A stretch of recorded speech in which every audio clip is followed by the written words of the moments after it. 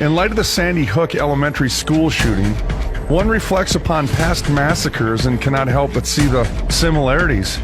Conflicting news reports on what happened and who did the killing, and the coincidental government agenda that is pushed shortly thereafter, namely gun control.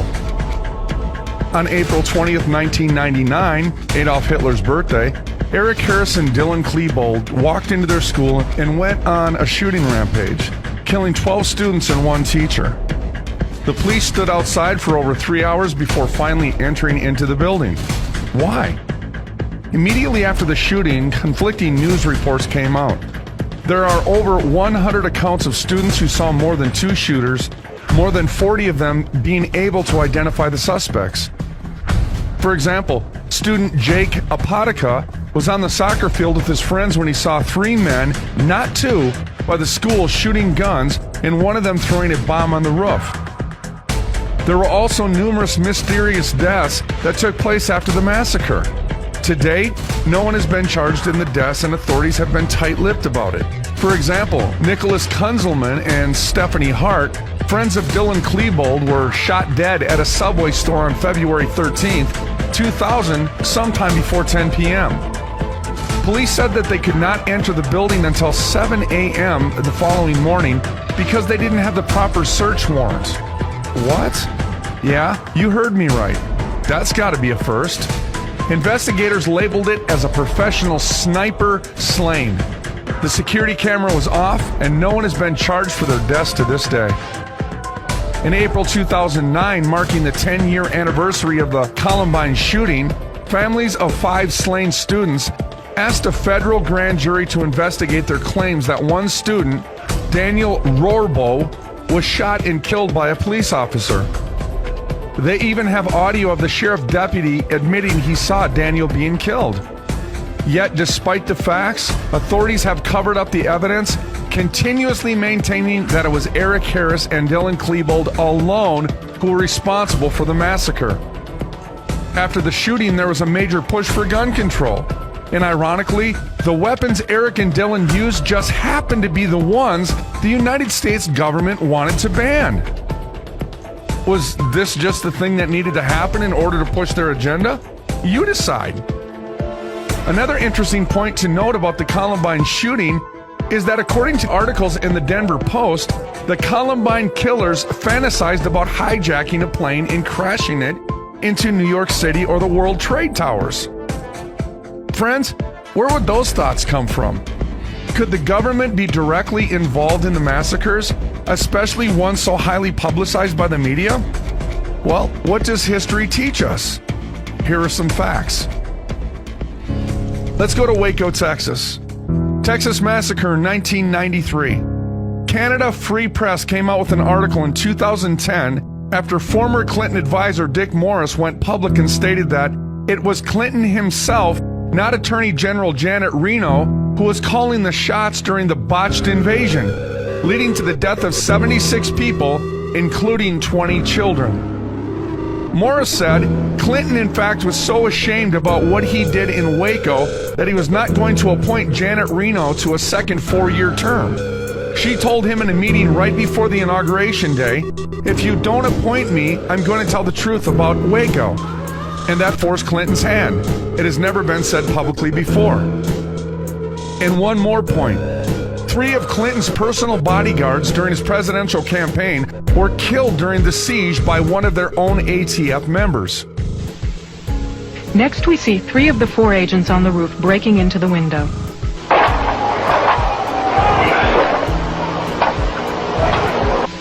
After these agents get through the window and into the room, you will briefly see the 4th agent on the roof.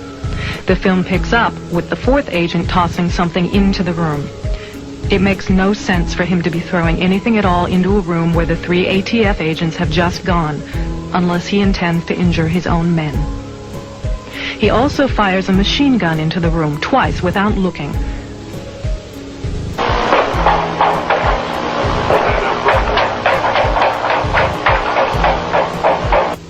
Regardless of who is shooting from inside that room, this agent just threw what appears to have been a grenade and fired a machine gun twice into the room where his 3 fellow ATF agents have just gone. All three of the agents who were sent into the window were killed. All three were Bill Clinton's bodyguards during his presidential campaign. Even former ATF members knew the higher-ups in the administration were completely criminal. In my career with ATF, the people that I put in jail have more honor than the top administration in this organization. I know it's a sad commentary, but that's my experience with ATF. But how was Waco sold to you, America? Let's go to the 1995 Oklahoma City bombing, which under Clinton's administration was responsible for the deaths of 168 people, including 19 children. Carol Howe, a government informant, revealed that the federal agencies had prior knowledge of the terrorist plot and were ignoring several figures linked to the bombing. Conveniently, the ATF knew not to be in the building that day, and not one ATF member or their children are on the list of casualties. Roger Charles of ABC News interviewed Howe to release this information to the public. However, once the story was ready to air, they received a phone call from ABC 2020 in New York, canceling the program with no explanation as to why. It is interesting to note that an op-ed piece for the New York Times, Clinton associated the Tea Party movement with the terrorist bombers in Oklahoma City bombing. Yet again, America, who is responsible for the crimes committed against we the people? Side note, scores of people have died mysteriously around Clinton's administration. Clinton was also well known for running drugs in Mena, Arkansas as well. But again, America, how was the Oklahoma City bombing sold to you? And now we come to the Ruby Ridge, Idaho siege. Under Clinton's administration as well, Randy Weaver was approached by two Bureau of Alcohol, Tobacco, and Firearms agents with an offer. Spy on the Aryan Nations, a white supremacy group headquartered in northern Idaho, or go to jail. Weaver refused to become a government informer. Shortly after, a team of 6 U.S. Marshals ambushed Randy Weaver and his family when they trespassed onto his land on August 21st, 1992. One of the Marshals threw rocks at Weaver's cabin to aggravate their dog and lure them out of the house. When Weaver, his friend Mr. Harris, and his son went to investigate, they shot and killed 14-year-old Sammy Weaver. Weaver's friend Harris shot back in self-defense, killing one of the Marshals. After this incident, the FBI was called in. A member of the FBI SWAT team remembered the rules of engagement as, if you see him, shoot him. This is your government, America. This is in direct violation of the Constitution, which allows no person to become fair game for deadly force unless that person poses a threat. A 14-year-old little boy. Without the Weavers firing a single shot at the FBI, Agent Lon Haruchi shot Randy Weaver in the back when he and his daughter Sarah stepped out of the cabin to see his dead son. Agent Haruchi then proceeded to shoot Randy's unarmed wife, Vicky, in the head as she was standing in the doorway holding their baby, killing her instantly. Yes, I said the United States government.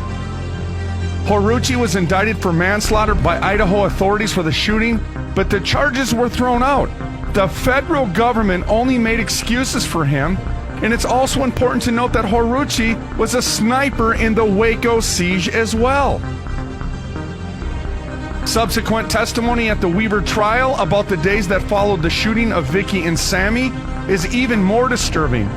It was disclosed that the FBI would taunt Weaver, knowing that his wife and son were dead, by blasting a loudspeaker towards the cabin with saying such as, "Good morning, Miss Weaver. We're having pancakes. What are you having for breakfast?" Randy Weaver was eventually cleared of all charges and won a settlement from the government for over $3 million. The court also concluded that Harris acted in self-defense when shooting the United States Marshal, and he was exonerated of all charges as well. Friends, murder is wrong even if the government sanctions it. What happened at Ruby Ridge, Waco, Oklahoma City, and Columbine should never be forgotten. George Washington rightly said, "A government is like fire, a handy servant, but a dangerous master."